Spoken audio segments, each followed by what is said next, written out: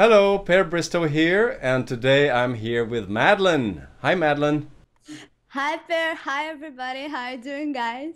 You've been a member of the Singing Zone for quite a long time, so I thought it'd be interesting to hear your thoughts and why you started and how things are going, and it might be helpful for people. Do you want to tell us a little bit about your background? You've been singing for quite a while, right? I began to sing when I was a little girl. I pursued my passion, but I never felt like I have that base, so I've been looking for that. So I began to do the program, and it was beyond of all my expectations. Now I felt completely different. Before I was trying to imitate of someone else. But who is me? I've never know that. So with this program, I have found myself, my own voice.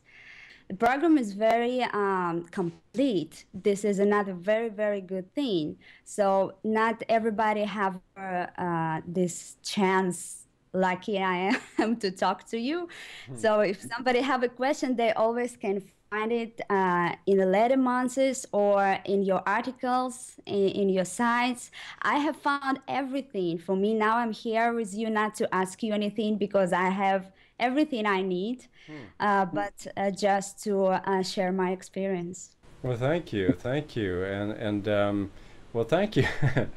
No, but this, it's really interesting what you say about finding your own style, Yeah. because there's nothing wrong with copying others. That's how we always learn, really, to start off with. Everything that we do as kids, we're sort of pretending we're so and so. We're pretending we're so and so, whether it's in music or sports or, we take these roles, these role models that we have. So that's very important to allow that also. Of course, then we want to evolve from there. So in a sense, we could say that it's because of that you've been engaged in trying to sound like many other people is also helpful in order to find your own voice, because you know that you can do many different things with your voice. So that's wonderful now that you're playing around with your voice and discovering what you can do, and it's actually you. Yes, the real Yeah. you. Yeah. Yeah. And the real you can do many different things, because I've heard a couple of audio tracks that you sent me, and you're singing, you're experimenting with different styles, and it's still you. Talk to me about, you have a big voice. You can be loud. Thank you. And you, no, but you mentioned to me before something that you've discovered about volume, right? Do you want to address that? Sometimes to captivate the audience, we need to shout like, "Hey, listen to me!"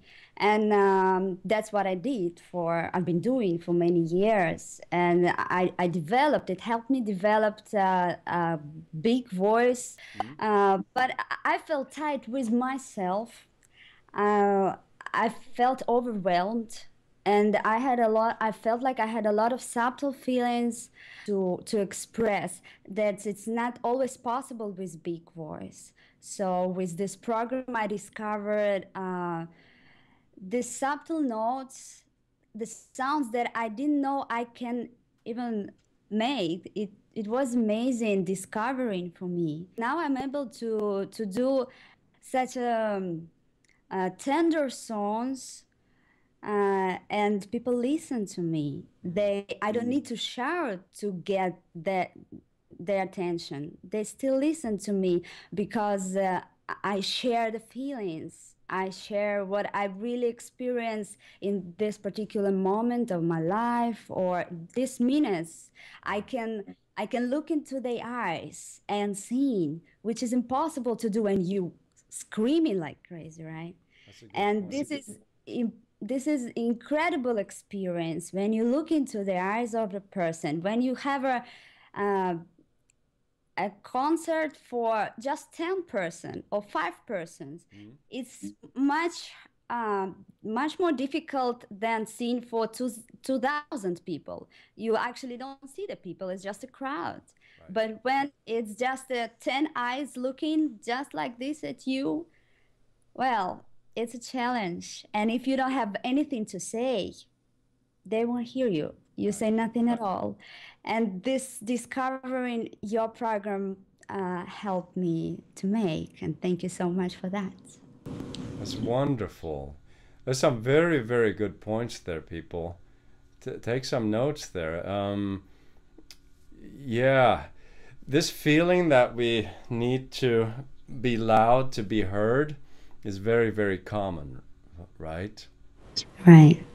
And someone who has a big voice like you, who has a strong voice, like you said, you can do it for a long time. The tendency is that we want to use it also. And I know the feeling because I used to do that too. We want to like, you know, use our strength in a sense, meaning we can be loud, we can be big.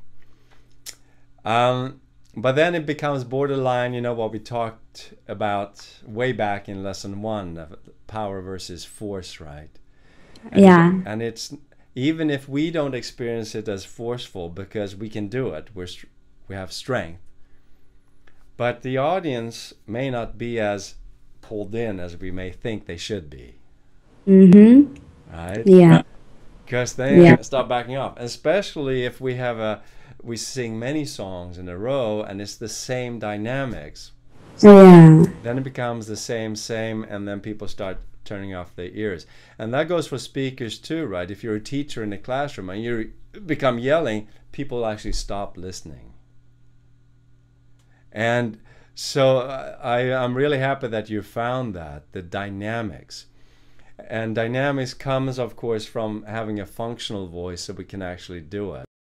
And when we go for volume, we may shock them in the beginning, but then after a while it won't be so surprising anymore. So that's why dynamics are so powerful. So we can actually have variations and change it from song to song or within a song. That a song builds, right? The third time you sing a chorus may have a different energy than the first time you sing a chorus, because there's a reason you're saying the same words again, and it has that emotional build. So that's a very important thing that you've discovered. Good for you. And that's what I heard in the recordings that you sent me also. Very, very good. It's fun, isn't it?